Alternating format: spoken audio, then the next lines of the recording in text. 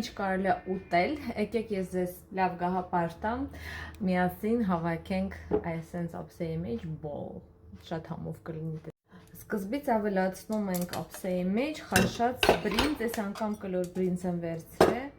ու մինչև հիմա կան մարդիկ, որ մտածում են, որ բրինձը չաղացնում, բրինձը չի չաղացնում, իրան սխալ օգտագործել է ու չափից շատ օգտագործել։ Այսքան բրինձ ենք վերցնում, ավելացնում ենք հավի կրծքամիս, ես իրեն պատրաստել եմ մի փոքր ձետով, կարմիր բիբար ու աղ եմ ավելացրել, այսքան։ Հետո ավելացնում ենք աղցան, չինական կաղամբից եմ պատրաստել և հունական յոգուրտով։ Ավելացնում ենք աղցան, այսենց։ Ավելացնում ենք ավոկադո, եթե սիրում եք, եթե չեք սիրում, եթե չեք սիրում, կարող առանց ավոկադո, կարող վարունգ ավելացնել։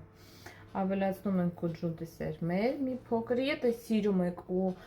աղը քիչ է կարել ճաշի մեջ, կարող եք սոյայի սոուս ավելացնել մի փոքր։ Եվ այսպես սոուս էլ եմ վերցրել տերիակի։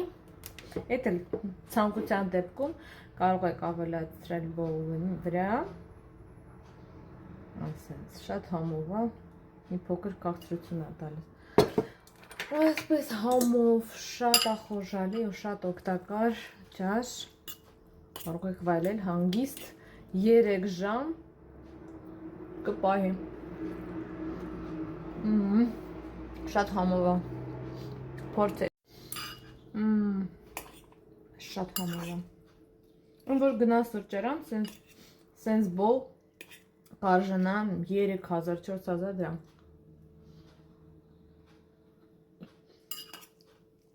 Բոմբա։